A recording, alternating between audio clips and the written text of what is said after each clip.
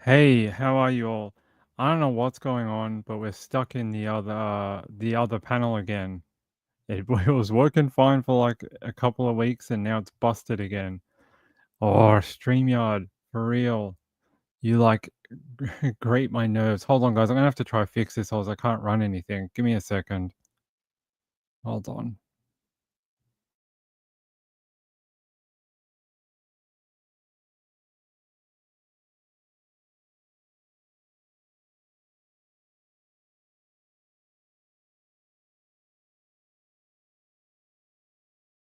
All right, finally. Far out. Stupid thing. I don't know what's going on today. We seem to be having technical issues again. Let me try and see if I can get my stories loaded up before we go.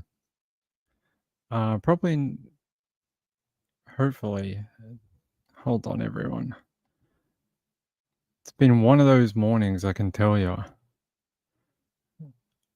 My aircon just died too, like 10 minutes ago, and I was trying to fix it before, like while we're on the show.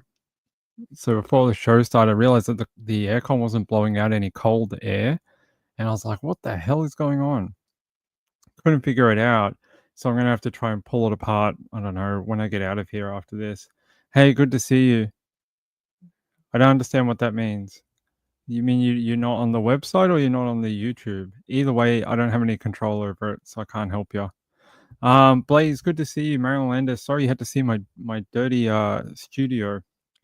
How's it going? April, Diane, Mama Mia, Laura T, Marilyn Landis, Gambler.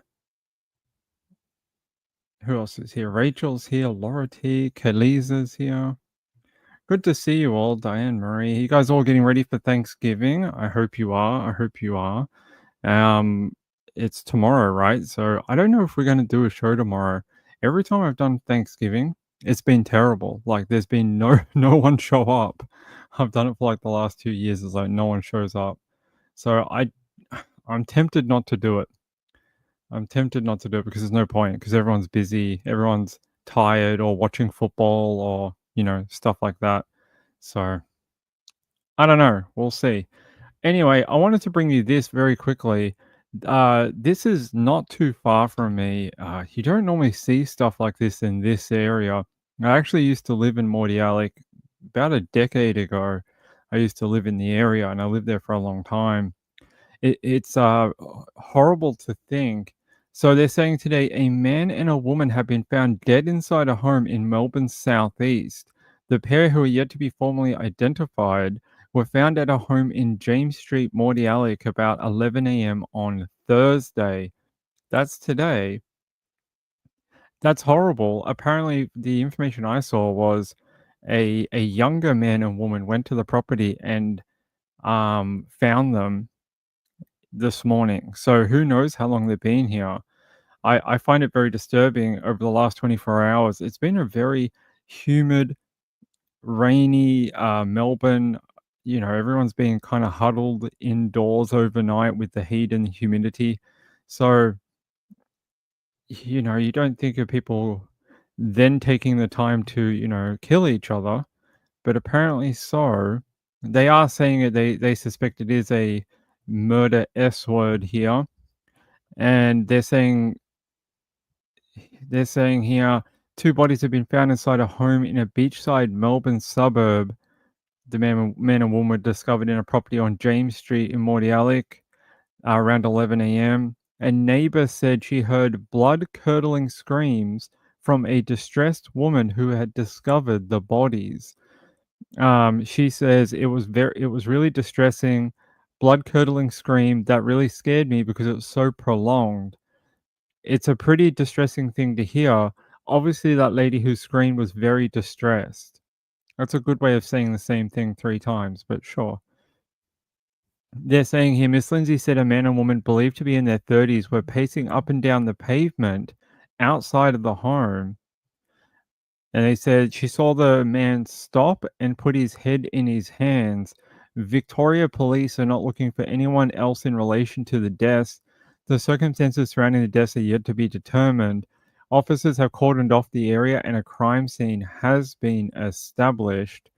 It's a very this area of Melbourne's a very expensive area of Melbourne.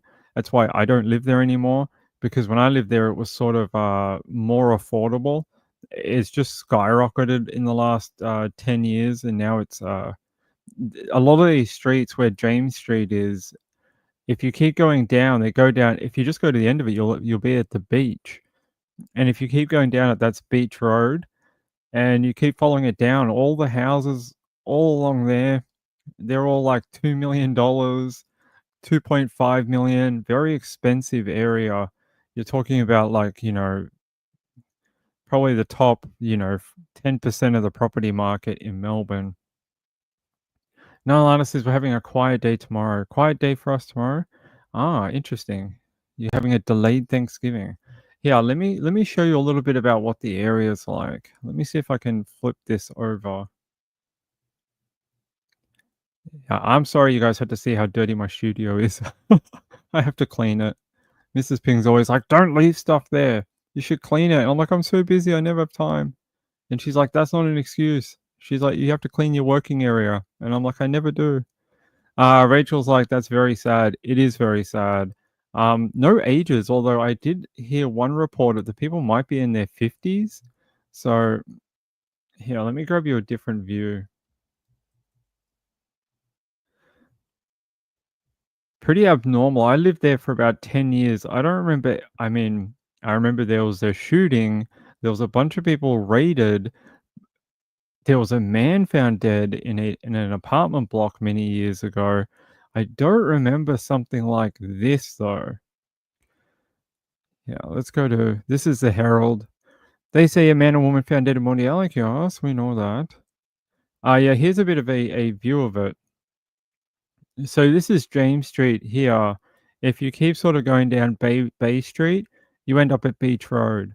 Anything along sort of these two blocks all the way through down here, these are all like, a lot of money. A lot of money. So, hold on, where's that? So it's behind Mordialloc Sporting Club. So for people who live in Melbourne, if you've ever been to Mordialloc Sporting Club, which actually sold recently for quite a lot of money, they sold it to a different company recently. Um, and then there's the parish church that's on the corner. If you go down that road near Mordialloc Sporting Club, you'll end up in James Street. So for people who know the area and know Melbourne, so there's James Street. And yeah, very pretty pricey suburb, although you still have some people who have held in for many years and still own older property or have rebuilt. But as you can see from the street, a lot of brand new type homes. Crime scene investigation van right there. That's that grey van, I'm guessing. And a whole lot of police. A whole lot. You got police in uniform, police with high visibility. It looks like maybe a detective or someone here in the blue. I'm not sure. There you go, more detectives. You got one, two, a bunch more. A big turnout for two people found. Let's see what it says. The lady who heard the blood-curdling scream when they were found said they could hear it all the way down the road. That is a very loud person who was obviously in a lot of shock at finding whoever it is, their loved ones in a I don't know what it'd be like to find that if it was like your mum and dad or your friend or something that you're supposed to pick up in the morning. I don't know what that would be like. But they are saying that a crime scene has been established, and I guess they will do a press conference when they know more about the circumstances, but they're calling it a murder S word right now. It is very close to the water. It's very close to the bay. So what we call the bay. Hey Dan Yee, how are you? Good to see you. Good to see you. All right, so there's the update out of Melbourne. Not a lot known, unfortunately, right now. I don't know a ton about these people. So we're going to go to America. I'm going to take you to America. Even the other paper that I have a article for it really doesn't have much. Here, I'll show you before we go. It just says the same thing. They haven't been formally identified. They were found today about 11 a.m. Um, They say a neighbor was arriving home from the gym shortly before 11 a.m. on Thursday when he heard screaming coming from a nearby street. He said that a yellow Volkswagen car was spotted leaving the scene abruptly. He said it feels weird because nothing ever happens here. It's a pretty good area. I would agree. I have lived there myself. I can tell you that it's a pretty quiet area. Although I will tell you that Mordialloc has two sides to it, and it's the classic tale of one side of the tracks versus the other side of the tracks. And what I mean by that, see if I can zoom in on this. Okay. So the red dot is where they were found. Right here, I know, why is that photo acting like that? Why are you acting like that, photo? I don't know why it's doing that, but or whatever. It's almost like a Magic Eye poster. There's a little gray line running through here. This, where the red dot is on this side of the line, is the good side for the most part of Mordialloc. You move to the what would this be? The eastern side or north side of Mordialloc, and you got a lot more industrial back here on near Boundary Road. And back through here used to be a lot more cheaper housing, although recently a lot of people have been booted out and it's more it's gone up in price quite a lot. But it used to be cheaper on this side than it did on this side closer to the water. So there you go. That's your explanation of housing prices in that area. Pretty expensive postcode if you live on the water side. So there you go. If when I know more, I'll tell you. But right now, all the media sources are reporting the exact same thing.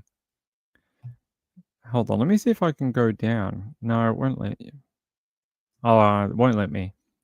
Thought maybe it was interactive. Sometimes these are interactive where you can zoom in and out, but it's not on this one. It say more to come. It's breaking news from this morning. Hey, Muff, what's up, Bubba? Muffin. Muffin's here. He's finally become our friend again. It is dancing. That's what it looked like. All right, I have a story out of the US. Now, this one is quite disturbing. It's from the Kansas City Star. Hey, baby, what's wrong? Hi, bud. They say Independence Police shared edited portions of body camera footage from a November 7, 2024 officer involved shooting that left a mother and baby dead. The footage shows just 4 minutes of what transpired that afternoon between Mother Maria Pike, 34, and her 2-month-old daughter, Destiny, when they were fatally shot by police. So, this is your trigger warning, okay? This is real body cam. I don't think anything's edited. So, we're going to have a watch this and we'll talk about more about the circumstances and what happened in the video. So, there's your warning. All right, there we go.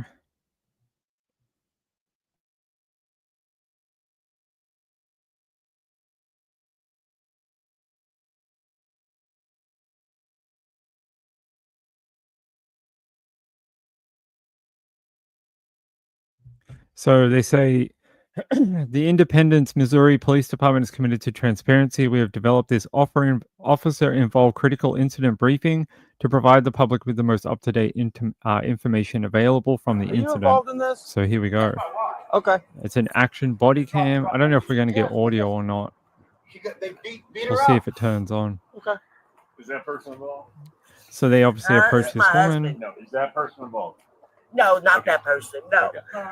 We'll see if they press the button and then What's sometimes the going on? audio kicks in for the police. I called my son Unless I'm on the wrong thing. and I'm on the wrong thing. Good work. If it's okay for me to come up here to see my granddaughter.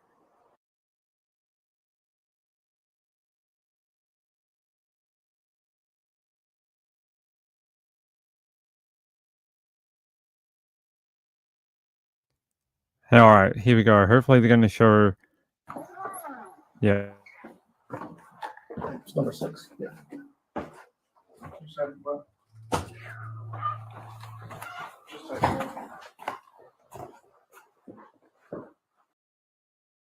No, it was my microphone. For some reason, when we had to go in and out and in and out again, it flipped me over to the wrong audio source, which means that I can't hear anything.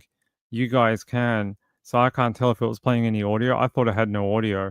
And then I was like, oh, frick, it changed me over to the other setting. So I changed it back. I can hear everything again now. I hope I have not been playing music the entire time because I had music going on in the background. All right.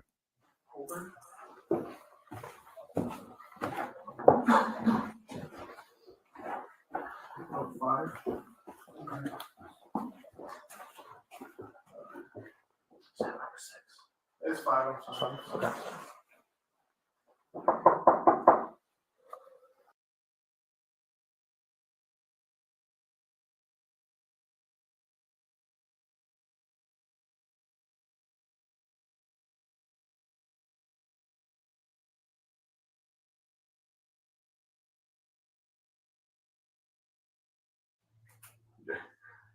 Did you do something illegal? No. Okay. So can we come and talk about what's going on? I accept your terms. What's up?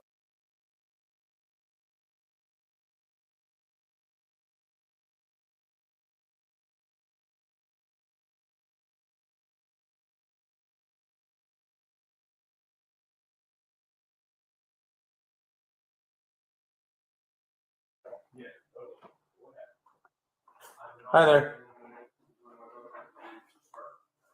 What's your name? Can you come out here, please? Please.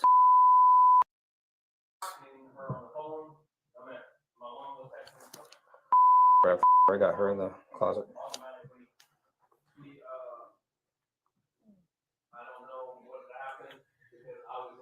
Are you okay? Are you hurt? Okay. Can we put the baby down, come in here and talk and figure out what's going on?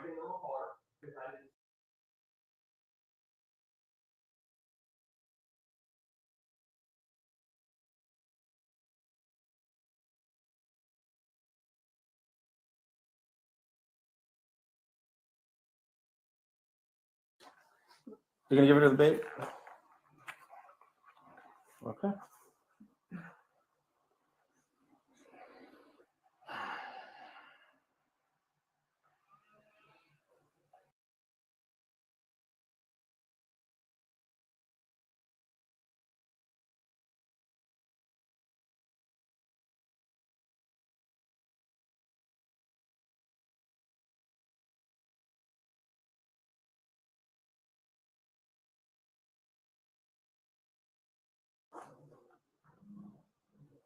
Go. Whoa!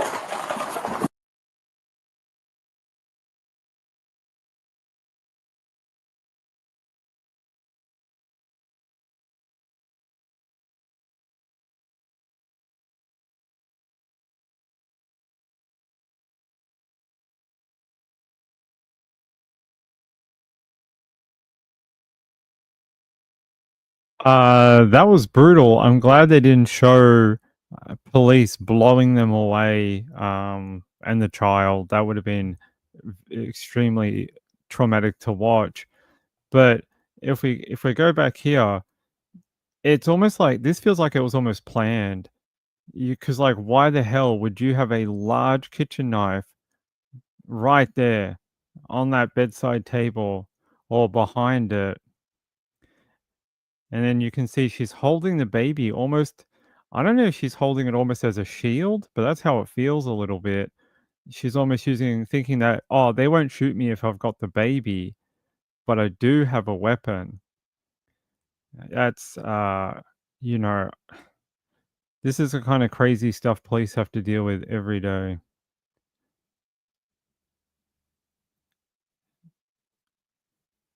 Those police were very lucky they weren't further back, further closer. Whoa! Those police are very lucky they weren't like a step forward. Otherwise, a cop would have had a knife in his shoulder or worse. Postpartum psychosis. Let's have a look.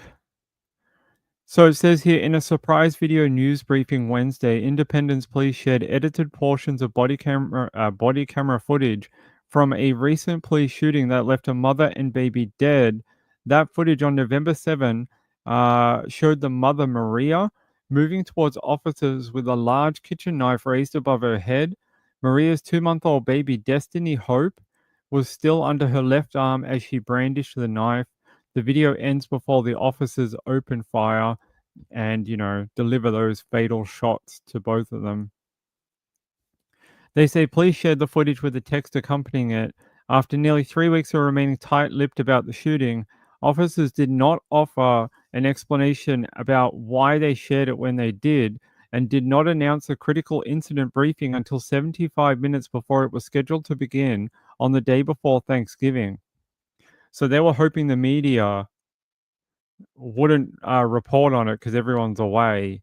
So they decided to drop it just before everyone went on holiday for Thanksgiving. They tried, but they failed because now we're covering it.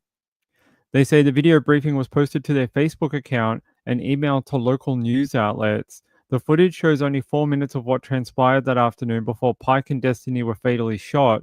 The edited footage did not include the full exchange between Pike and the officers, the interaction immediately leading up to Pike raising the knife, or the actual shots that killed Pike and her daughter Destiny.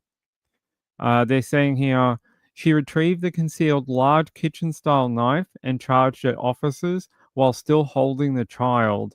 As a result, one officer fired at the female, and both she and the infant sustained fatal injuries. They're saying it's not clear how the knife was concealed.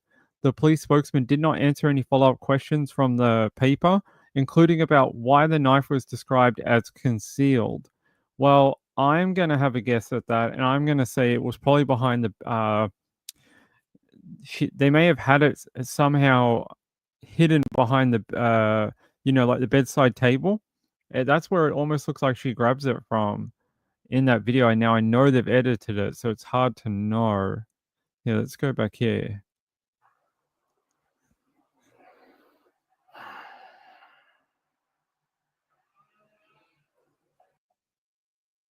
Yeah.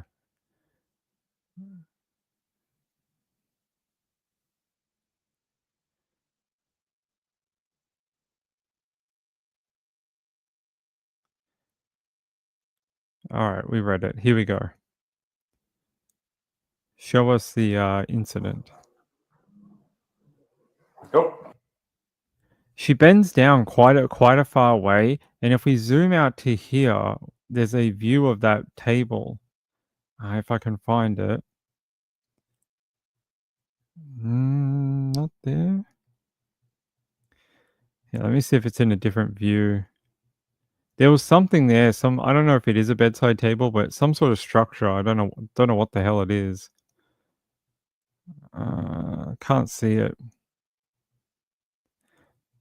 There. You can kind of see it in the bottom corner here. This square, whatever that is. I don't know if it's a little nursing table or some sort of bedside table, but that's where she looked like she grabbed. It looked like she bent down sort of behind this or near it, picked up that knife, and then started charging at officers. So they're saying the footage, it's not clear how the knife was concealed. Okay.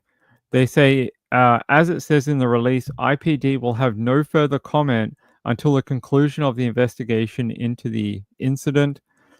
Independence Police are not investigating the deadly shooting. Shortly after the incident, the case was handed over to Police Involved Investigative Team, or PIT, a group of Eastern Jackson County detectives called in to investigate police shootings and use of force incidents. As the shooting investigation continues, the 3 officers involved are on admin leave. All right, let's have a look. Let's see if we can go to their Independence Police. Let's see if we can go to their Facebook page. They said they posted it also from the Facebook page. It is here. Do they have any more information? They say this briefing will serve as the only statement from Independence, Missouri Police Department and will have no further comment on the incident or briefing until the conclusion of the ongoing PIT investigation, or PIIT investigation. Interesting. What do the comments say?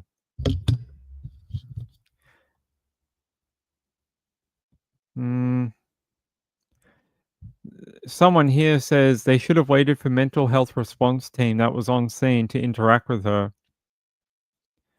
I also don't suspect they were, if they had no previous intel on her, it's very hard to know exactly what's going on, but we don't know the earlier details. The husband could have called saying, "Hey, she's got a knife, and the baby. I don't know what to do."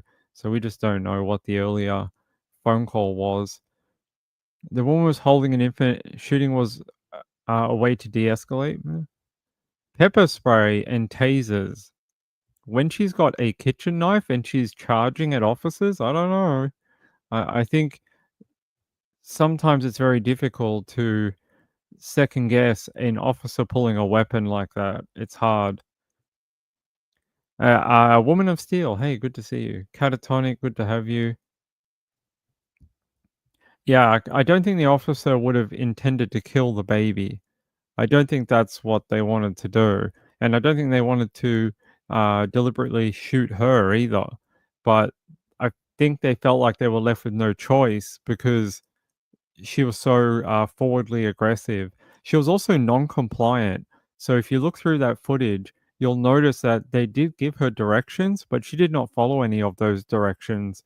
Normally with police, that's a really bad thing because they will then consider you non-compliant and they're on high alert for you to be very random and erratic because you're showing them that you don't understand or don't want to follow what they're telling you to do. Lindy says Taser not sure is fast enough. I don't think so. I'm not sure they had much choice. I think if they were further back, maybe, but being that they were just like 1 footstep away, I don't think they had a lot of, time to react. It was pull a weapon and stop her from killing them.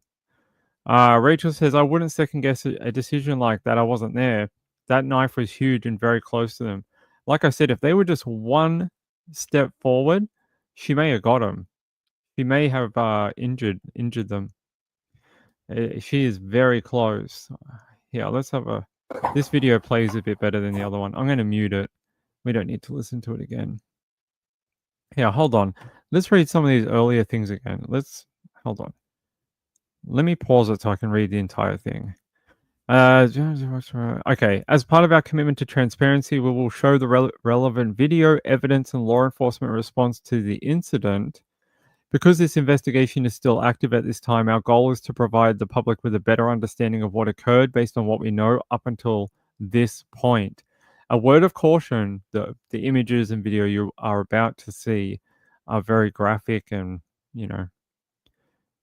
So, who exactly is this woman then?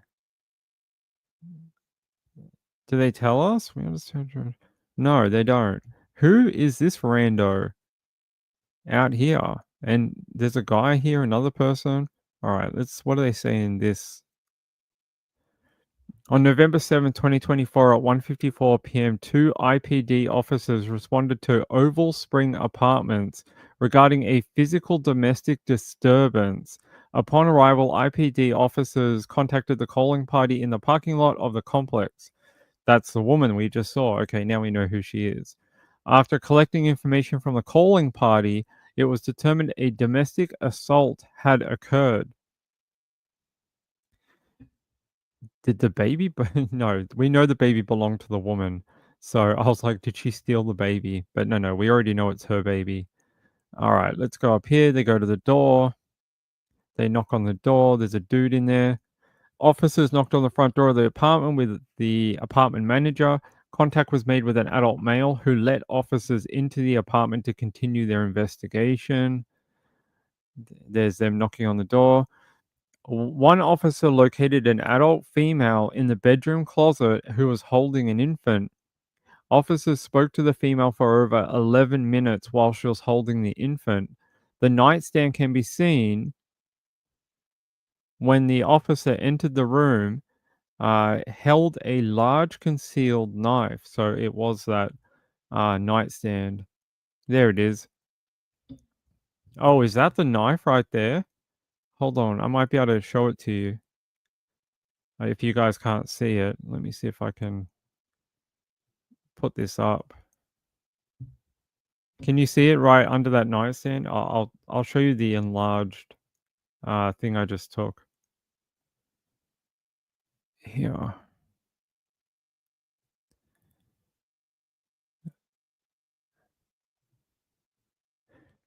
Is that it there? Is that the knife? That definitely looks like a handle of something right here. I don't know if that's what they were referring to or it's hidden somewhere else, but there is something on the floor right there. All right.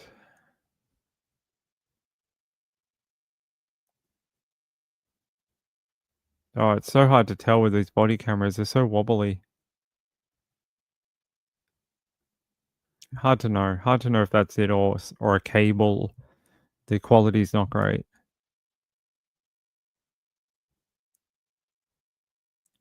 Yeah, you can just tell whatever's going on with this woman, whether she had postpartum or something, or a mental break, whatever's going on, you can tell she's just very not there. She's not responding. She's not looking at the officers in the eyes when they're talking to her, and when she is dragged for a response from them, she's very not compliant. Like she doesn't want to give that.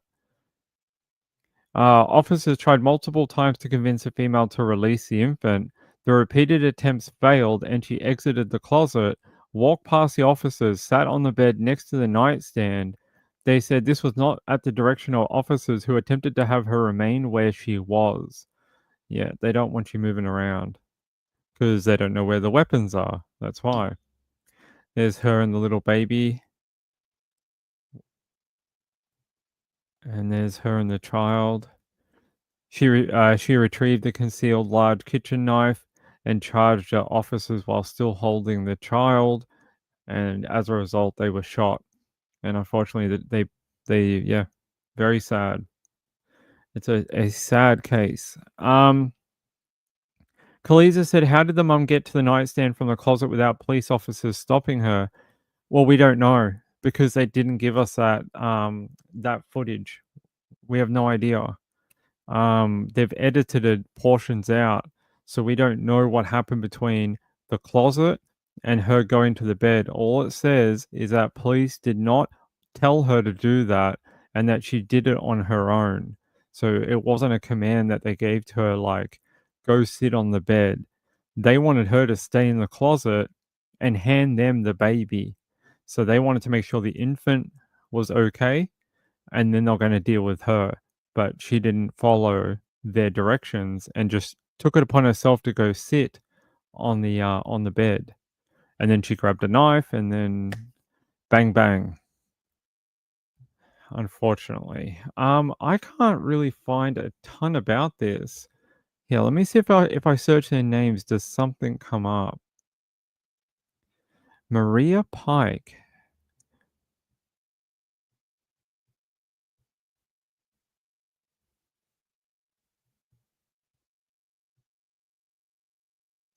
All right, I found something here from KSHB41.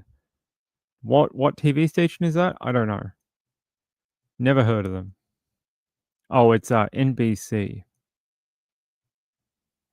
A vigil, a funeral, but no details on how a baby died during an officer-involved shooting in Independence. It's been 2 weeks since an officer opened fire inside an Independence apartment, leaving a woman and a 2-month-old dead. We have team coverage for you tonight, pushing for answers to both your questions and ours. It's been 2 weeks since an officer-involved shooting here at the Oval Spring Apartments in Independence. 2 weeks since a mother and baby died. Family laid both to rest today and said they are still begging for answers that they haven't gotten yet. I cry. I cry even at night, missing my granddaughter. That was baby Destiny's grandmother, who we spoke with last week. The prayers and tears haven't brought answers. Why is the body cam footage not being released? Like, what? Give my family some peace. Behind the scenes, we continue to try to get answers. How did Maria and Destiny die? We started asking this question the day of their death. Police said Maria had a knife. I asked if the baby was injured when officers arrived. This was Police Chief Adam Dessman's response the day after the incident. I don't know about injuries. Nothing that I'm aware of. Because this is a police-involved shooting, the Eastern Jackson County Police-Involved Incident Team is investigating. Blue Springs PD is leading this case. Originally, we were told they would finish their investigation this week. That isn't going to happen, so we followed up. Just hoping to get a greater understanding from you. Blue Springs PD sent us an email after receiving my message. They said they still have interviews to conduct and are waiting on investigative items. The lead investigator said, quote, "Our goal is to ensure we submit a complete and thorough investigation, and other than a couple of delays, the investigation is proceeding as expected." I spoke with a former KCPD homicide sergeant about why we still know so little. He said some choose to let the prosecutors do the talking. One of the things you have to realize in an officer-involved shooting is that almost always the case is followed up by civil litigation from survivors or the victims themselves of the police shooting. It's a balancing act. I mean, the public has a right to know. But there are a lot of things that, the public does not have a right to know, that things that would endanger the case. While the family continues to mourn. We are so thankful to have so many people here to stand with us. The family says if they don't get more information or get to watch police body cam footage, they do plan to protest. In Independence, Abby Dodge, KSHB 41 News. Okay, so it sounds like you heard it there. If the family did not get to watch the body cam footage, they were going to protest. Well, now they can watch at least an edited version of that body cam, and I think it explains, at least for the police's version of events, what they say happened.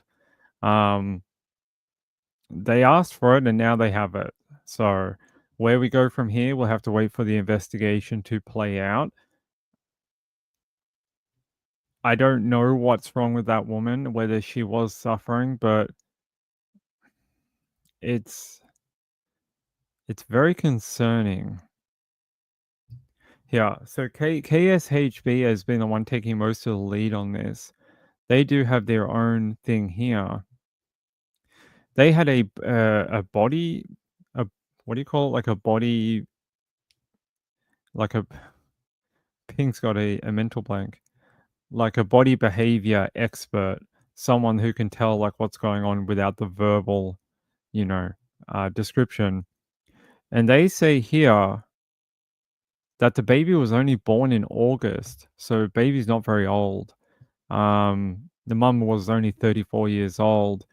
They say here, it's apparent that no one here is belligerent, aggressive, or argumentative, and that there's no indica of danger here. Well, no, but it almost looks like an ambush. They said KHSB 41, domestic disturbance calls put officers at the greatest danger. They weren't prepared for it. That's not to say the officers were at fault. There was no indication that would be the result. A mother holding a baby was going to pull out a concealed large kitchen knife at the officers. Indeed. They say Independence Police Department released an edited version of the video with time gaps in the video. And they say this body language expert says there are reasons that it was edited for certain reasons. Oh, I often like that when they edit things for reasons, because there's certain reasons. Yep. We use a double positive of the same word. Okay.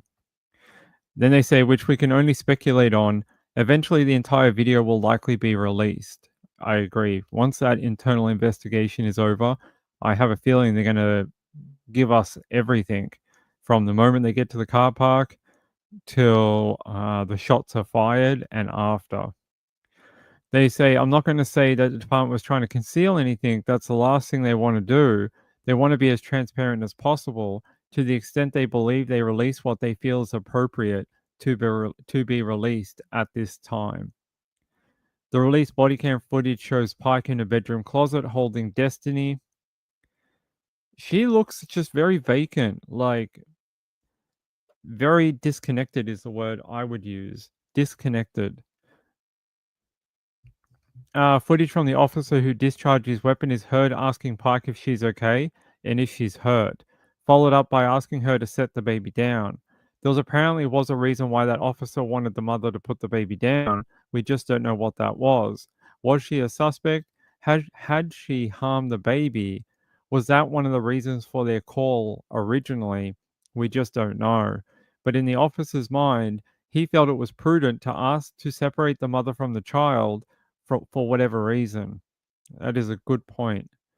They say there was one of our mental health co-responders on scene and actually responded to the scene to engage. Ultimately, they did not end up engaging before the situation escalated to where it ultimately resulted in those fatalities. Yeah, okay, that does make a lot of sense.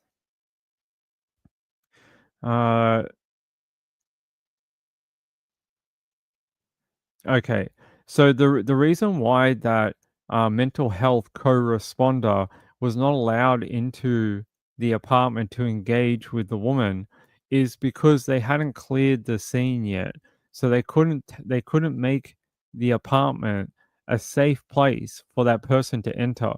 So they have a duty of care to these co-responders who are the mental health team.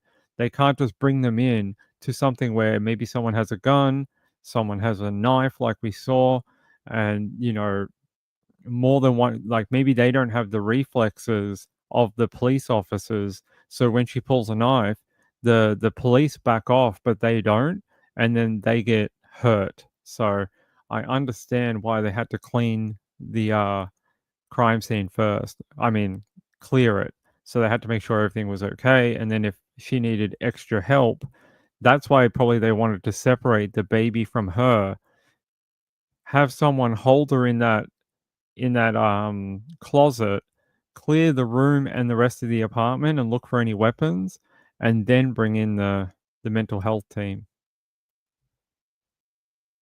She was acting crazy. That's a very descriptive word. Possibly exhausted and high. I want to know what's up with the hair. Is that some sort of new fashion I'm not aware of? Rachel said it sounds like they spent some time trying to speak to her and she wasn't responding to them. She moved to the bed to use the knife against them. That's exactly what happened. I'm afraid she might have been some kind of mental health issue.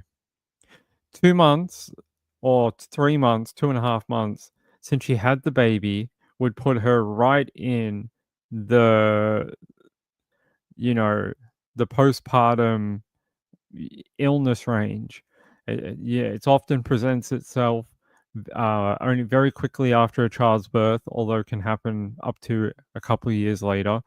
But the first few months of the child's life is like the red hot zone for postpartum psychosis and postpartum depression. So she's right in that, emergency area for keeping an eye on women who have given birth.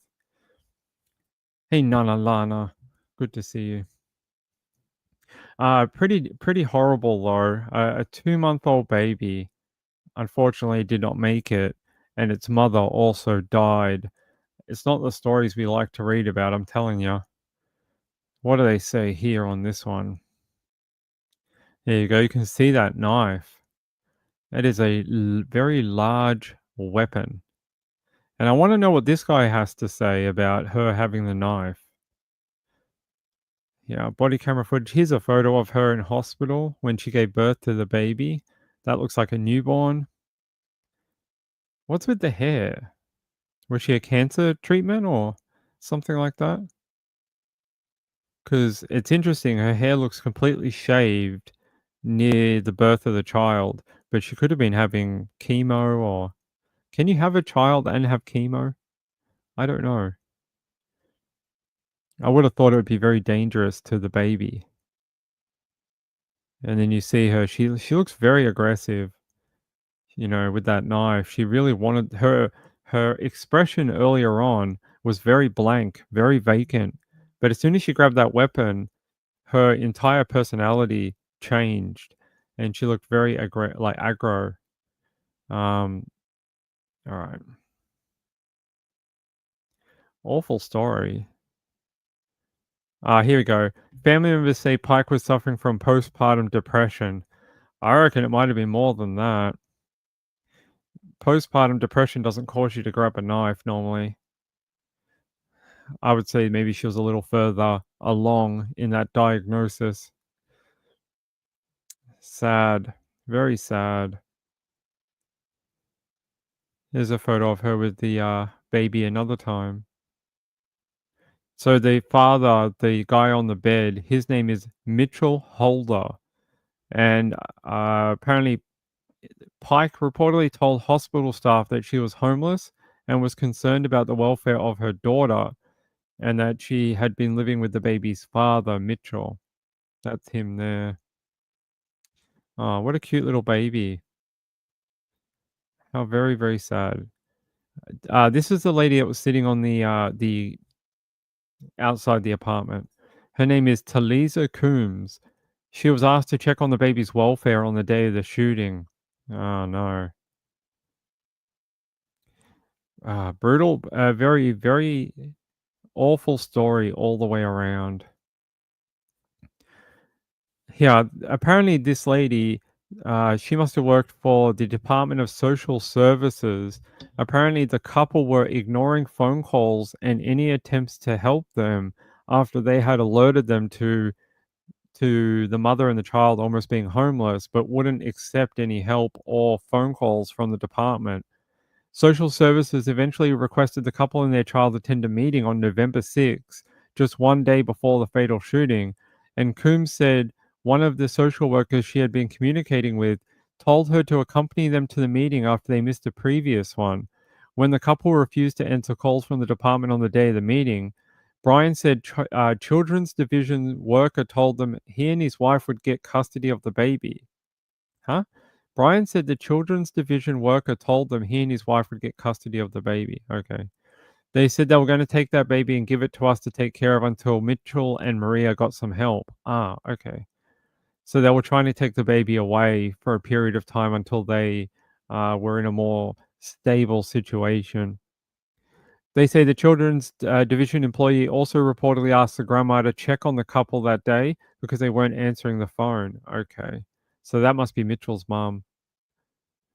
They say they weren't opening the door for me. She said, I knocked on the door and I kept calling out the names. They didn't open the door. A state worker then responded to the home, but their knocks also went unanswered, which led police officers getting the same treatment when they called. Police ultimately left that day saying they could not act without a court order. Coombs said the couple later called her and voiced their dismissal of state intervention.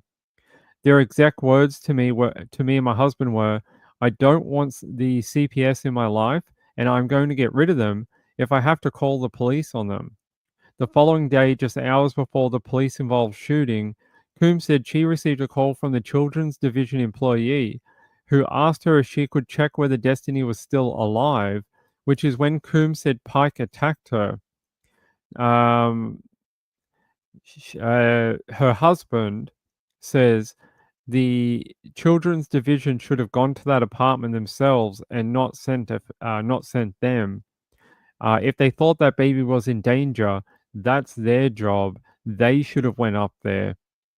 And if they say if they would have went up there and done their job, the outcome would have been different. I know it would have. It wouldn't have escalated to this. So they're saying that the Children's Division didn't do their job correctly and tried to use other people to make contact instead of them doing it, even when they asked to check if the baby was alive. That's a pretty serious claim. You're not saying, oh, is the baby eating? Does it have food in the fridge? Like, is mum breastfeeding or whatever? They're like, oh, can you go check if the child is dead? Like, can you find a grave for us? If you find a grave, make sure you call us. I'll be waiting for your call. I think they're right. I actually agree with them. If the situation was so dire that you think the baby is no longer alive, then that's your job. You're the Children's Division. You're the one who has access to law enforcement. Then that's your job to do. Don't be sending other people around there when you think there could be a dangerous situation like the death of a child. That's not okay. Hey, my friend. Hey, Juicy Jules. How are you? Yeah, it sounds like there was some sort of bad procedure. Sienna says when they take the baby away, it's held to get your kids back. Too many people know this and stay away from CPS. Yeah, I agree. I also agree that most people don't pull knives on police officers either. Right, then CPS should have gone to the apartment with the police. Isn't that what they normally do? I've seen it in other cases, like in Arizona. Arizona, they will always go with a police officer. They never go on their own. And I find that odd in this particular one. Maybe because of all the no contact.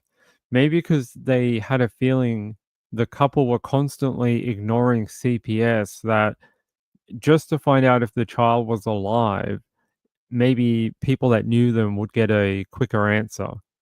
But still, it's wrong. If you think that a child may have died, then that's a police, federal, state issue. That is not a family thing you should put on people they know. Because, like, imagine what if the child was dead? What if she went there and they had abandoned the apartment and left the child to die there? And then she walks in and there's a dead baby. I mean, is that okay? Is that okay to put her through? Jojo says because in Arizona everyone has a gun. Yeah, they do. So yeah, I would ask that question if you thought the baby could be not alive, is it okay to then, like, what if the baby was dead and then you made a family member go and locate that child's body? I don't think that's okay. I don't think it's okay for the CPS worker either, but they should have had EMS with them that could have helped.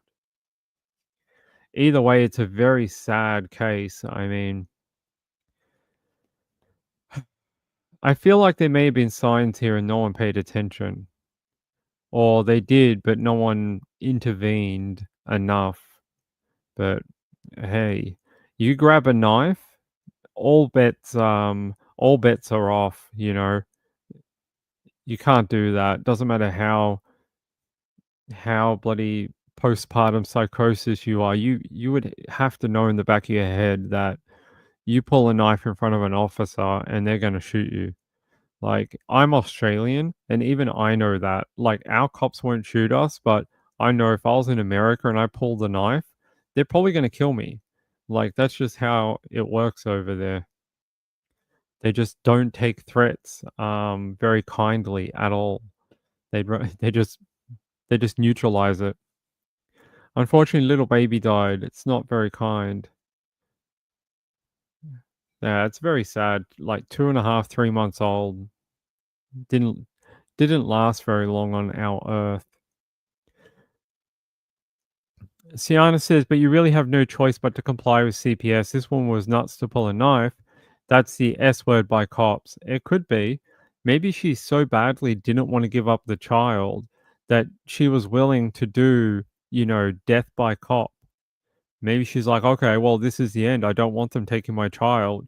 So I'm going to go out in a blaze of glory with my kid. Could be. Hey, Video Rule. How are you? All right, let's get out of this one. This one's so sensitive. I feel so bad about reporting on it, but I mean, if we don't show the world what, you know, then we're just covering for it, aren't we? And then people won't understand what type of things can happen, even to everyday people who, you know, are normally okay. All right, let me see if I can grab another thing for it.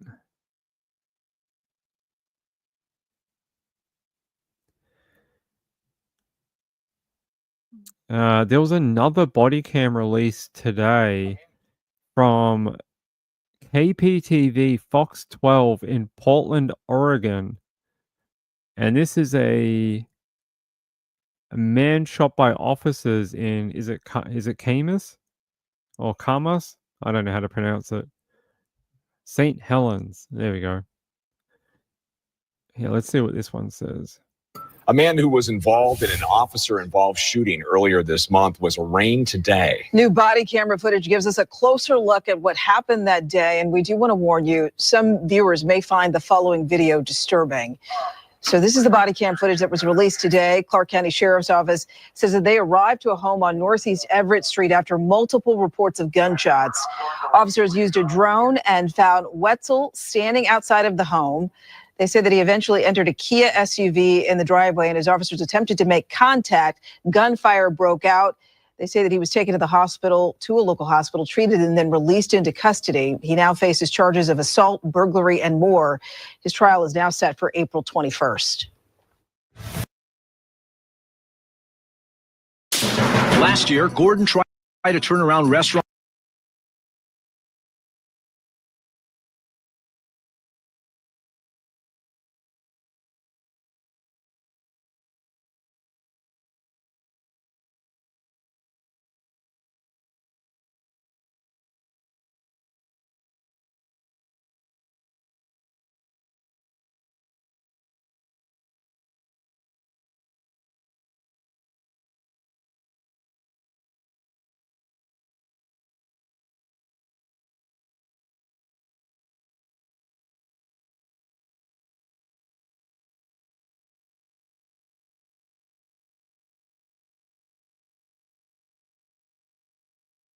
New video.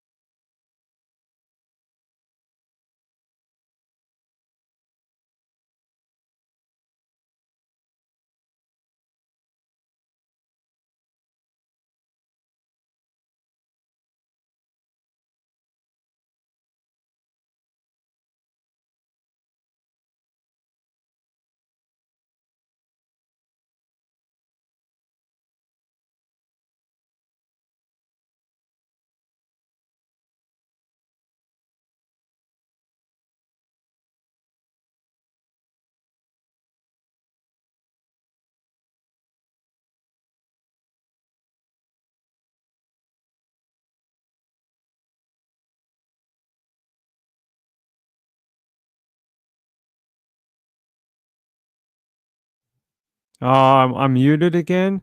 Bloody hell. Anyway, I found the footage. Here we go. We can watch it together. Oh, it's been one of those days, everyone. Yeah, it did. When I went out and then back in to get the other link, it turned off. All right, we can hear it. This is an officer-involved shooting of Mr. Wetzel, Patrick Wetzel. So let's have a look. I finally found the full video. I'm on a VIP call. Yeah, sometimes people ask me to do 10 minutes with them alone on my channel. They pay me like $9 million. All right, let's see. A timeline. A lot of 911 calls about additional gunshots in the area.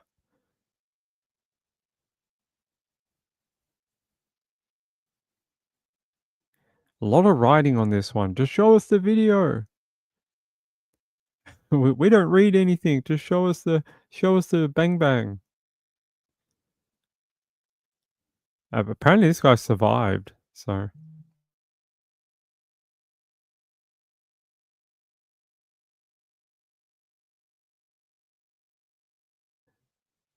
this is like the longest intro ever for a. Oh my god, it's still going.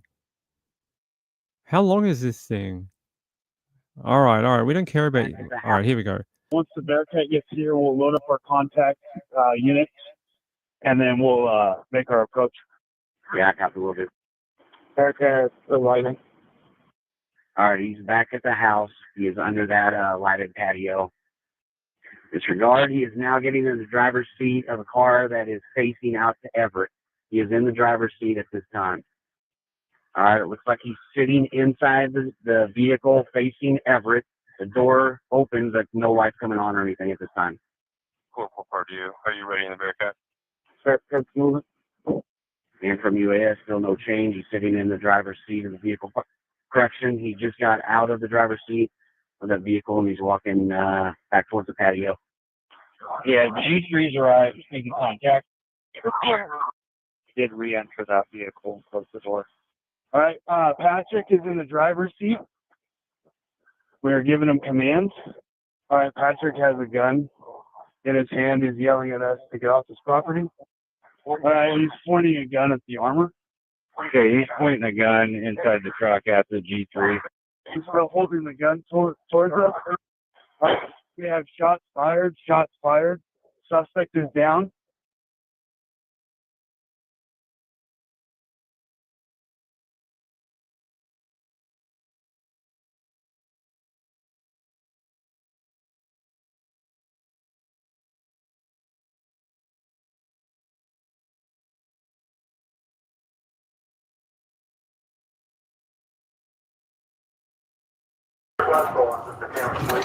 You're under arrest. Put your hands up. Put your hands up. You're under arrest. Patrick. Hey, can someone get me a panel here? You're under arrest. You need to put your hands up with nothing in your hand. You understand me? Thank you.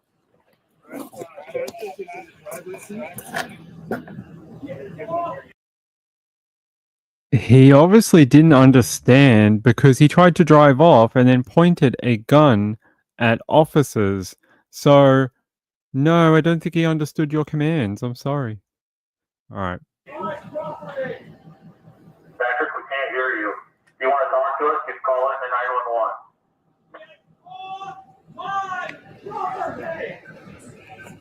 Get off the property. Patrick, we're not going to leave. We do not want to use force on you. He's got a gun.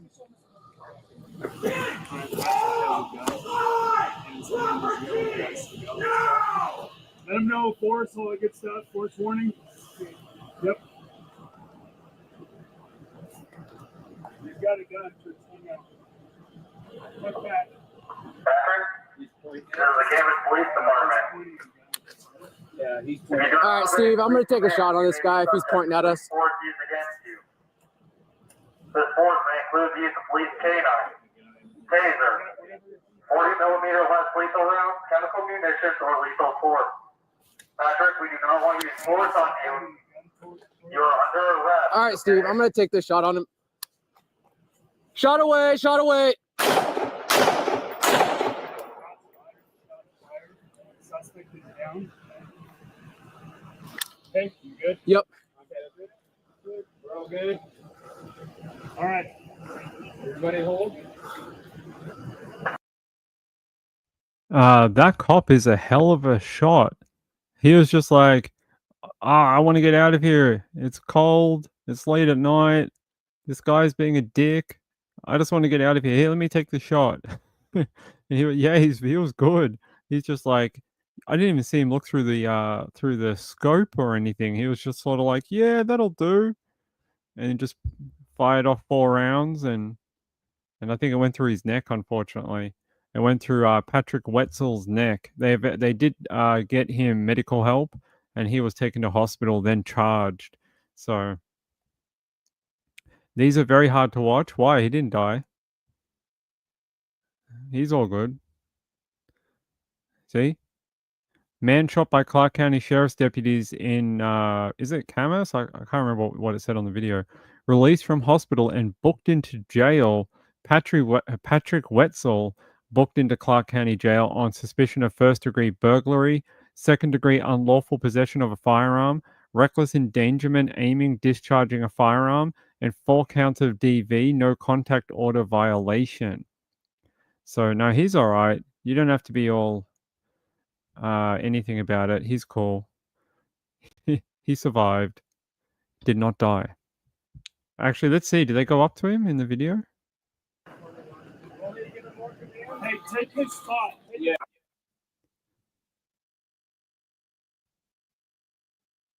With nothing in your hand, you understand me? Thank you. No! Let him know, force, all that good stuff. Force warning. Yep. He's got a gun. So hang out. Look back. Patrick? This is the Camas Police Department. Yeah, he's pointing. All right, Steve, I'm going to take a shot on this guy if he's pointing at us. Force used against you. This force may include the use of police canine, taser, 40 millimeter less lethal rounds, chemical munitions, or lethal force. Patrick, we do not want to use force on you. You are under arrest. All right, Steve, I'm going to take this shot on him. Shot away, shot away. Suspect is down. Yeah, you saw that one. That one had the camera out of the armored vehicle, focused on that vehicle. You see the cop on the right side, and he's firing around that armored vehicle. A really great shot. Went straight through that windshield, took out the suspect, and he lived. After being shot in the neck 3 times, he lived, got booked into jail, and yeah, he survived. That guy is lucky. A click to the left, something like that, a click to the left or a click up north, he may not have survived. All it takes is just, slight aim, and it could have been a very different story, very different. So yeah, he survived. They saying a spokesperson for Peace Health Southwest Medical Center confirmed Wetzel was treated at the hospital and discharged and then taken into custody. He was scheduled to appear on allegations Friday afternoon in Clark County Superior Court after the Columbian's print deadline. Okay. So apparently, according to the police department, officers had previously responded to the Wetzel house and had done so several times in the past few weeks. Municipal court records show police responded to the home multiple times for allegations of Wetzel violating a no-contact order with his estranged wife. Well, that's a pretty dicey situation, right? He has a weapon. He's pointing it at police. 911 calls had been made due to gunshots going off, and then you had a possible ex-wife at the property. It is a very dicey situation. They say neighbors called 911 about 10 p.m. Wednesday to report hearing gunshots. Neighbors continued reporting hearing more gunshots for the next half hour, and yeah, then they went in and they got his ass. So there you go. That was a new body cam released today too. So 2 new body cam footages. Yeah, thanks for the email, Gayla. Only 10 minutes late. It's all good. Yeah, he lived. He was very lucky. The charges sound very serious. Not really. First-degree burglary is not, I mean, it's not a great thing to have. Second-degree unlawful possession of a firearm, reckless endangerment, aiming, discharging a firearm, 4 counts of DV, no contact order violation. It's hard to know. They're saying Wetzel was also booked on outstanding warrants from the municipal court. So he had outstanding charges anyway. So he's going to be in jail for a while. They gave him a lot of warnings. They did. They even told him, they're like, "Hey, guy, we have lots of guns and things that hurt. We have 40 millimeter non-lethal something. If you don't, give yourself up, we'll be forced to use them." And then that other guy with the firearm just goes, I'll just take the shot. He's like, he pointed a weapon at us. That's enough. That's enough reason to have a go. And he ended the situation very quickly. That officer did a great job. Yeah, I don't know. I think the most serious one here is obviously a first-degree burglary. These other charges are all second degree, and then you have the 4 counts of DV, no contact order violation. These ones get taken pretty seriously because it shows that you're not complying with the no contact order, which means they can revoke your bond. So I would suspect that that's probably what they will do. They won't issue him with a new no contact because he's already shown he's a threat to his ex-wife. I would expect them to revoke that no contact order and just keep him in jail until he goes to trial on these particular charges. So hopefully his ex-wife is feeling a little safer. I hope so. That must have been very scary for her. Let me see if I can find anything else on Mr. Wetzel. Sounds like he should own a pretzel place. Wetzel Pretzel.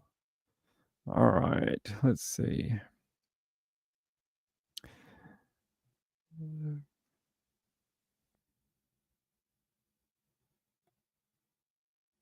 Yeah, I'm just trying to find if I can find anything else on him.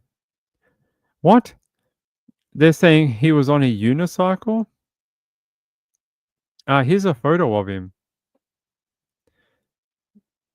This was on November 18. There's the, you can see on his neck, he has the padding after being shot.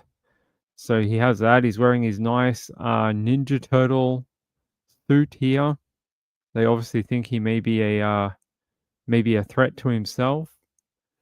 They're saying a man accused of violating a DV no contact order was riding a unicycle as law enforcement responded to his home for reports of gunfire on Wednesday night. He then pointed a gun at officers before he was shot by a Clark County Sheriff deputy. He was riding a unicycle. Okay. So apparently when he went to court on November 27,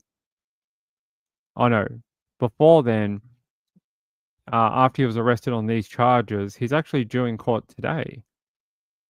They're saying Judge Christine Hayes set his bail at $500,000 on the outstanding charges.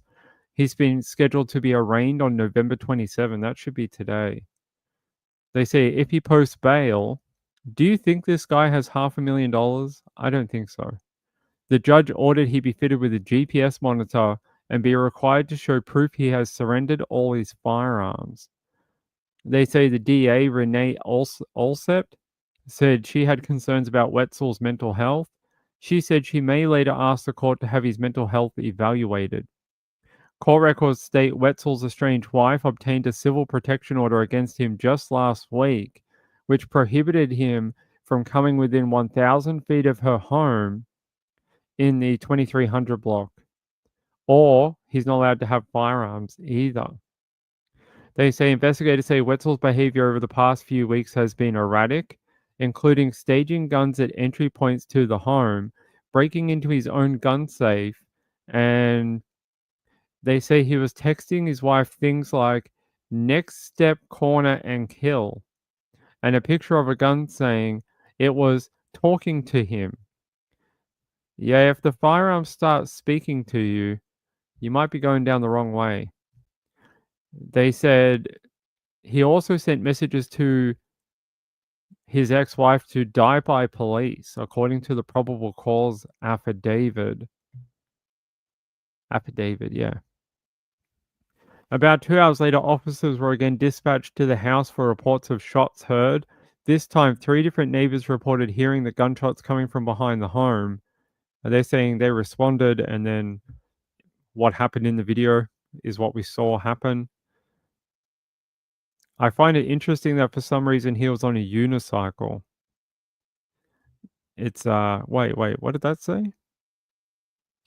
They say when they went into his home, they found mail with his name on it upstairs. Okay. They also found a shell casing on a nightstand, according to the court documents. So there you go, Mr. Wetzel. Intimidating ex-wives forever. Oh, it's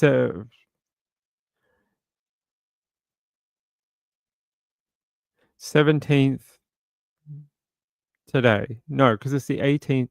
No. Wait. 28th. Not 27. Not 17. 27. So that's today, right? Oh, it's after midnight. It's after midnight. Yeah, he does. He's got 2, actually. He's got one up here and one on his elbow. Happy Thanksgiving to everyone. I hope you're already cooking your turkeys overnight for lunch tomorrow. Yeah, I don't know if I didn't see anything about him going to court today. Maybe they postponed it.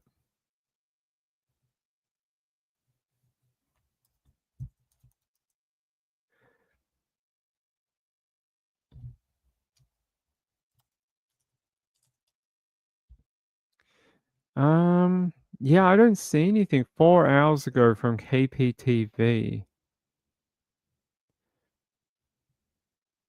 Just that they released the body cam, that's it. I don't see. A man who was involved in an officer-involved shooting earlier this month was arraigned today. New body camera footage gives us a closer look at. So apparently he's due to go to trial April 21st, 2025. So that's the next time we can hear from Mr. Patrick. He'll be on trial early next year. So there we go. I did. I haven't had a chance to look at it yet, but I saw it. It was you actually sent it to me like 1, 2, 3 times. she didn't want me to miss it. She's like, I better send it like 5 times so he doesn't miss it. No, I'm sorry you're not feeling very well. I'm glad you're getting a break though, but I'm sad you had to get sick for it. I hope you feel better in a couple of days. If we end up coming on tomorrow, I will use the thumbnails. Yeah, mine does that too. Hey C. Taylor, how are you? I'm making my grand's cornbread and turkey dressing while I'm watching. I want some turkey. I might not be American, but I want some pecan pie and turkey and mac and cheese. And what else do you guys eat on Thanksgiving? Cornbread, gravy. What's that weird thing you put the marshmallows? And it's like beans and marshmallows. What a weird thing, but it probably tastes pretty good. All of the side dishes tonight. It's an interesting national holiday. In Australia, we don't really have that. Like, we have Australia Day, but we don't really. Oh, I guess we have barbecue, which is very Australian. But we don't really have like Thanksgiving where everyone gathers around and makes a turkey or something like that. Actually, turkey's not really super common here. We can get it. It's starting to be, you can get it around Christmas time or Easter. And throughout the year, you can get some turkey products, but not a ton of them. it's not as popular as it is in the USA. So if you're a person who is health conscious and you want to use turkey mince, there's literally only one brand of it here that makes it. Just one. Carliza says sweet potatoes with marshmallows. Why do you do that again? Is that what the Indians did? They have marshmallows and then the other side had sweet potato or something, and you went, hey, it's a very pilgrim thing. Let's add the marshmallows to the sweet potatoes. Is that what happened? Hash brown casserole. Don't you use those tater tots for hash brown casserole? Like we do, but there's only one brand that makes it, and it's not always available. Here, I can probably show you.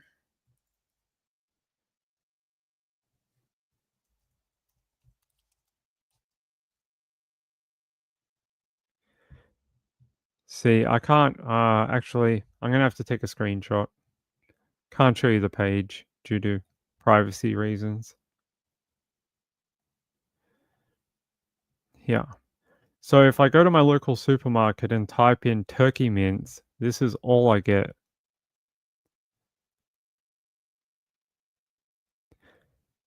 And I can tell you because I've bought it before. So, yeah. It's just one brand. It's just one brand that makes it. Ingham's.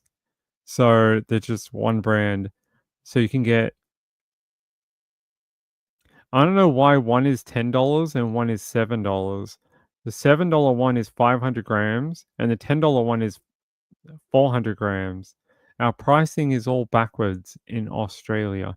I'm guessing one is less fat, but turkey doesn't have a lot of fat anyway. Anyway, one is breast mince and one has dark meat. There you go. That's what it is. But there you go. That's all we get. That's all you can get here. That's the only brand that makes it.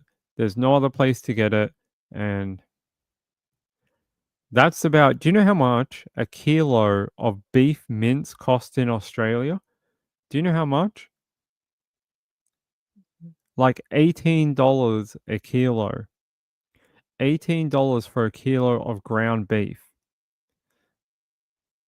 For real. $18 per kilo. How many pounds is that? I'll tell you.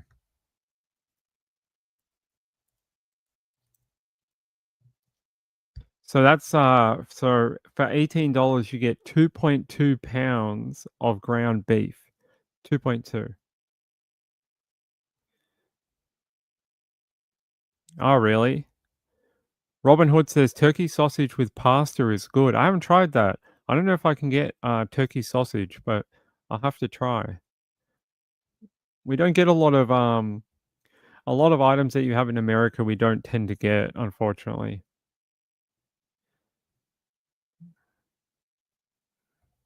I like, me personally, I like mashed potato. I like gravy, anything potato, or what's the potato where you put the cream and then you have the cheese on top? Like a potato gratin. I like that. Anything with that, some mince, some bread, or like not mince, like turkey or whatever, meat, and yeah, some bread. I'm good. Just give me that. I'm happy with that. Glitter says ground beef here is about $7 a pound. So a little cheaper than me, a little cheaper. You guys pay close to $18 for a couple of pounds. Oh. $6 six British pound for a pound of ground beef. Interesting. Gambler says my mom made the best dressing. She put bacon in it. Gambler, I hope you're going to go to family tomorrow. I hope you're going to go to Irani's or whatever and hang out there instead of hanging out at home. You know, being that this is, the first one, that you might have to go to Irani's. I hope you're going to head down and see them. Glitter says, when they put turkeys out for holidays, buy one and put it through a meat grinder. Make your own turkey, ground turkey. You can make turkey sausage. Turkey is pretty cheap, right, for the whole bird. I don't think I can buy a whole bird. Oh, right, your Thanksgiving is earlier. Sorry, buddy. I always forget the Canadian one is like in September. Interesting. Hold on, let me look up if I just got turkey. Can I buy a turkey? No.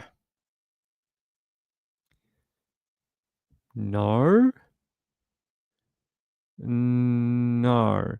I can buy a part of a turkey. Oh, turkey. I can buy a turkey breast. I can't buy like a whole bird though. I could if I went to a butcher. I bet you if I went to a butcher I could. But I probably would have had to have pre-ordered it already for Christmas. But if you just want the roast turkey breast, here, I'll show you from my supermarket.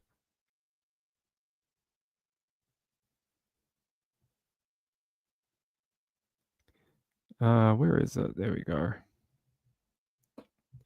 This is how much our place is charging. $64. $64 for just the breast portion. So the prices here are a bit wonky. Yeah, if I went to a butcher, I could probably order one. Yeah, you can get it. It's just it's not super common. It's like you have to go to a specific butchers to get it. Like if you went to our supermarket, you probably wouldn't get it. It's called the Crown. Well, there you go. I hope you don't put it on your head. Prices down here are bonkers. Like, I know you all have Ben and Jerry's ice cream in America.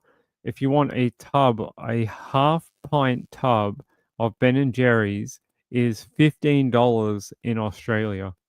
$15. I don't know how much it is in America, but it's $15 here. Yeah, I know.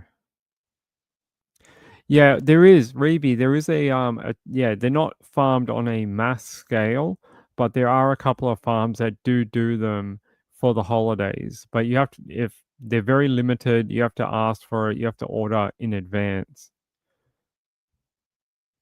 Rachel said it's so different. Our stores are full of turkeys. We have a lot of ham. Australians like ham and seafood. If you are an Australian at Christmas, probably ham, seafood, chicken. So chicken, ham, seafood, seafood being the big thing for Australians, or you know, like sausages, that type of thing, hamburger.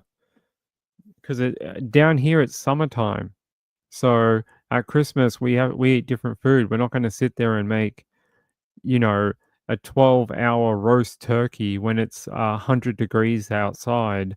We're not going to do that. It's too hot. Except bush turkeys. Yeah, we don't eat them. They're too bush. Glitter says, I told my son that we should do a seafood bait for Thanksgiving instead of turkey. That sounds good. I like seafood. Although I'm pretty picky. I don't like too much, but I'll eat crab and stuff like that. But roast lamb, sometimes we do that. Our family doesn't really like pork, so we don't do a ton of pork products, but we do like ham. Jojo says ham for me as well, and it's still in the 80s here. Yeah, I like ham, especially if you do like the honey glaze and then you slice it thin. Oh, it's pretty good. Kaliza said seafood sounds amazing, making me hungry. Yeah, we what do we do? So we buy a lot of prawns at Christmas when we have our family dinner. We buy like 3 kilos or probably like 10 pounds of prawns, and we just eat them all. We just like break them open and sort of eat them all, you know, with different sides and sauces and stuff like that. Glitter says, I love all the seafood. I don't really like freshwater fish, though. Me either. I only like sea type seafood. I don't like freshwater fish. They always taste muddy to me. Yeah, it sounds good. You should come to Australia and do Christmas. It would be fun. Your brother's making a Dr. Pepper ham. Oh, that would be very interesting. You'll have to send me some photos. Actually, if you have some crazy family, meal or portion of the meal that, you think only your family makes because it's a little out there, send it to me, sundaywithping@gmail.com. And for the Thanksgiving show tomorrow, I'll show it to everyone and see what they think. We can keep it anonymous if you want. I don't even know what that means, but have fun. I don't even know what that means. Gayla says Dr. Pepper is my drink. Isn't it sarsaparilla, basically?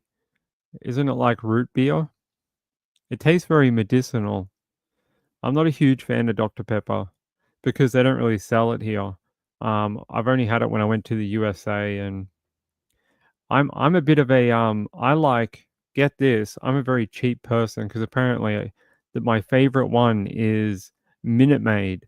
Has anyone had Minute Maid like ginger ale? It's so good. It's so good. I love it. Gayla says no. I'm not a Dr. Pepper fan. Baked beans with Dr. Pepper. Interesting. Root beer is better than Dr. Pepper. I don't like anything that is medicinal or, has ginger. So I'm not a huge fan of ginger beer. Although I like ginger ale.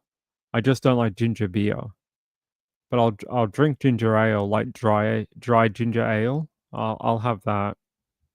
What's that brand? Is it Cascade? Ginger ale. Yeah, I know Canada. Is it Canada Dry? Yeah, this one. This one is so good. I could drink this stuff forever, although I don't because it's I don't know if they make it sugar-free, but I had this one when I was in America and it's so good. This one is probably one of the best ginger ales you can ever get. Yeah, I like ginger ale, not ginger beer though. Don't like it. Root beer. What the hell is root beer? Is root beer Dr. Pepper? What the hell is root beer? If you told someone here that you're going to have a root beer, they probably think that you said you're going to go to the pub, have a beer, and then sleep with a lady. They'd be like, "Oh, yeah, how'd that root beer go last night?" And they'd be like, "Yeah, it was pretty good. I had my beer and then I had me root. It was pretty good." Isn't this the big brand in America? I always see them advertise this one. A&W. Is this the brand name that most of you would drink?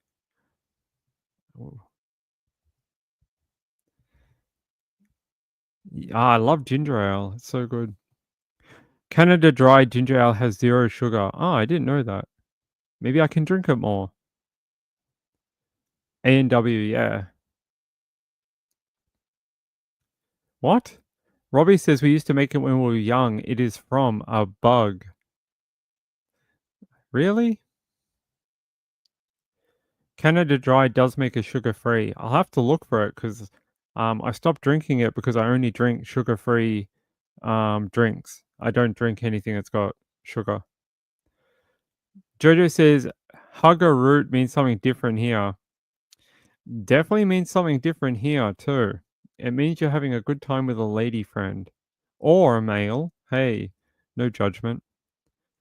Robbie says it often exploded. You had an interesting childhood. Jamalian, no clue how to spell it, but that's what the root beer tastes like. Oh, okay. Interesting. All right. They have a fast food restaurant, do they? Is it like a steakhouse? Is that what it is? I'll have to look for the zero sugar Canadian dry because it's one of my favorite. I love it. It's better than anything we get here. Germaline. Germaline. What the hell is that? Germaline. Jamolian? What is this? No, that's not it.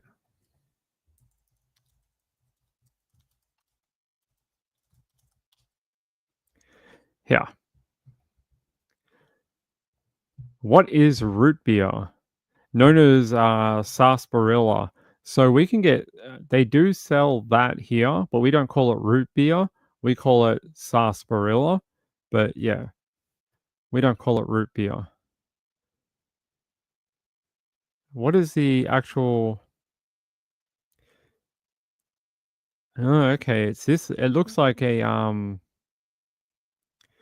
remember the berry, but there's another thing that everyone uses that looks like this. A type of berry. They say is a perennial trail vine with prickly stems that is native to Mexico and Central America.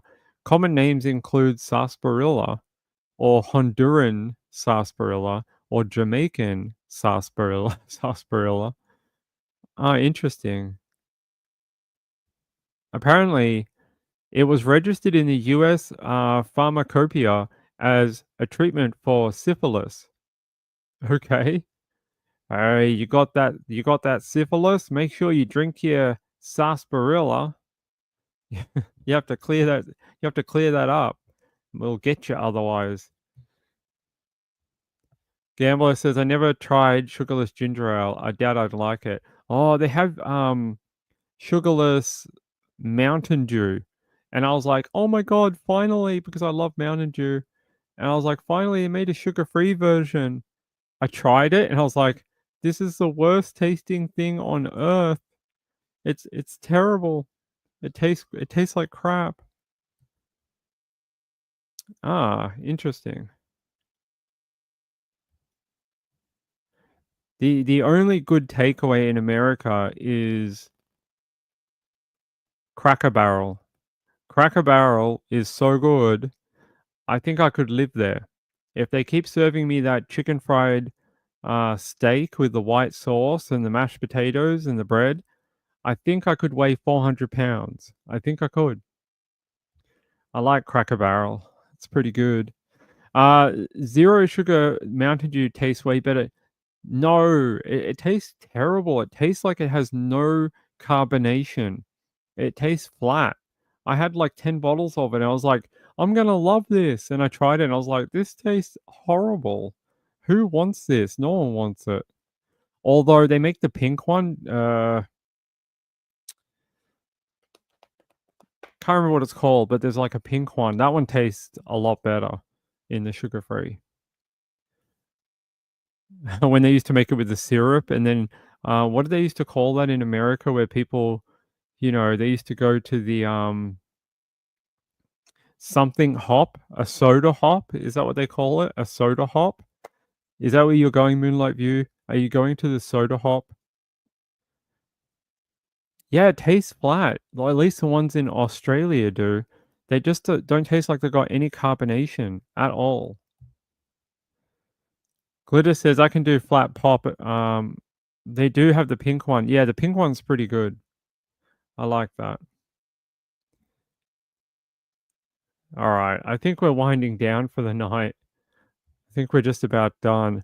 You guys will have to let me know what you think of this time slot. Is this what you want, or do you prefer that we go back to being on the air before Web Sleuths every night? You'll have to let me know. April B says, I always drink water. I can have caffeine, I just can't have too much. Robbie T says, we don't live there anymore, but interesting. You'll have to tell me more about it. Cracker Barrel, Jojo says Cracker Barrel is hit or miss. Small towns in the east are amazing. They serve microwave half-warmed dumplings. I don't know where the one I went to. I think it was in, I want to say Kansas, but I think that's wrong. Was it Kansas or Mississippi? I can't remember where we were, but we went to this Cracker Barrel like every day for like a week, and it was so good. I think I gained about 25 pounds by the time I finished. But their food, if you get a good one, I think it's amazing. But it's probably because I haven't ever tried homemade version of it. But the takeaway version is pretty good. Yeah, you're going. The soda jerks are the wizards who make the beverages. Sort of like the Easter Bunny, but for soda. All right, I bet we better wind down for the night. It's getting late. Seems like they're better when we visit home, just not as much here. Ah. Glitter says it is good. I love Cracker Barrel. I love their shop and the retro candy. Of course, they are cooking. Just about every town has a Cracker Barrel. I think at least every bigger town. I think the one we went to was on like an interstate, like one of those big highways, and it had a Cracker Barrel, and we kept going there because we kept passing it. It was about the only thing open. I think like after 5 or 7 o'clock, and we were hungry, so we kept going there every day. C. Taylor says, my HB casserole recipe is from Cracker Barrel. My husband used to work at the headquarters and they have a test kitchen. You can't tease us with that information and then not show us how to make it. You're going to have to open up a YouTube channel dedicated to replicating Cracker Barrel now. You're going to be known as C. Taylor, the Cracker Barrel channel. And now we're all going to subscribe. Yeah, the biscuits, Australians are not used to American biscuits because we don't eat them here. And to us, they don't taste right because they're very dry. Like when you eat it, it takes all the saliva out of your mouth. It's terrible. Like Australians don't like it. Although if you have it with gravy and other things, it's not too bad. But it's not something we eat all the time. All right, hold on, guys. Give me 1 sec. I just want to check one thing.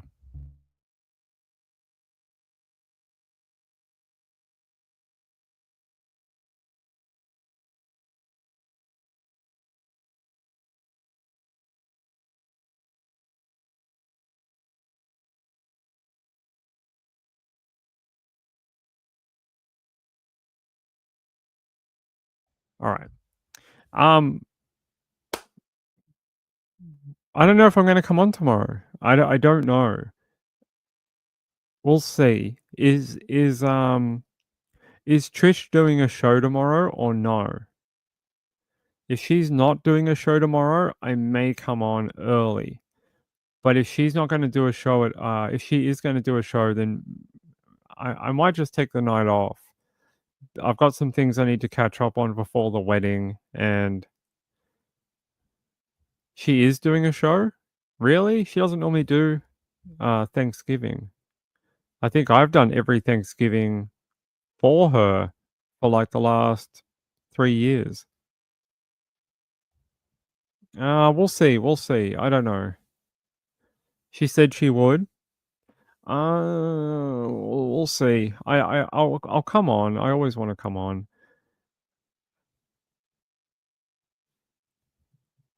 I think she's alone tomorrow. Oh, that's not good. That's very sad.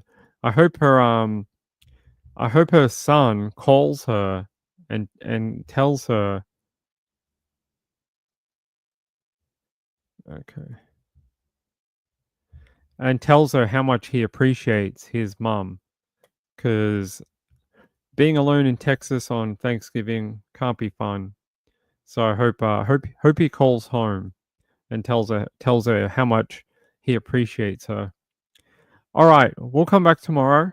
I'll come back tomorrow at some point. I may be on early tomorrow. I think we've got some stuff to do for the wedding, unfortunately. So I think I'll try and get on early in about 8 o'clock, 8:30, 8 p.m., which is 5:30 Pacific.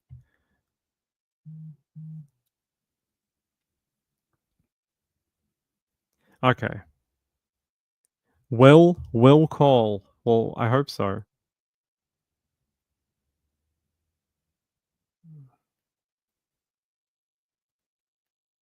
Yeah, so I'll see you tomorrow.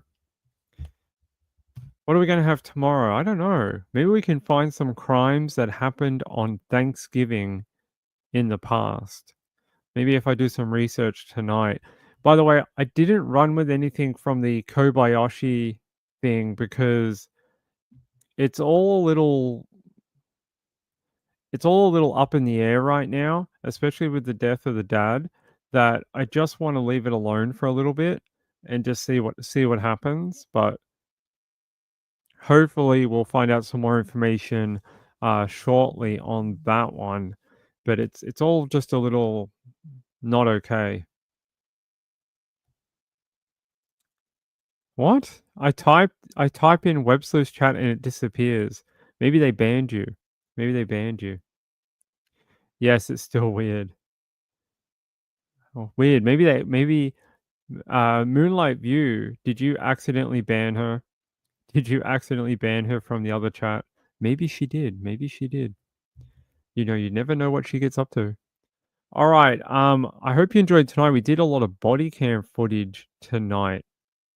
So I think that is interesting because we don't normally do it. And it's fun to not fun, but interesting to review it and see what, lines up with the official statement. As sad as the first one was to lose a mother and the baby, I thought the second one was interesting. A man on a unicycle decided to pull a firearm and point it at authorities. I think that is sounds like something from a comic book. But enjoy your Thanksgiving tomorrow. I hope you all have a great day with your families. And just remember, it's not all about the buying things on Black Friday or, the Cyber Monday or whatever. It's about the memories you get to make with your family that maybe you only get to do one time a year. And if you don't get to do that, make that phone call to that family member you haven't heard from in a while and make sure they know that you're thinking of them even if you're far apart for tomorrow. To everyone else in the world, have a great Thursday tomorrow. Have a great Thursday. It's not Thanksgiving, it's just Thursday. So I'll see you on after that. Oh my god. You'll have to write in. Actually, here.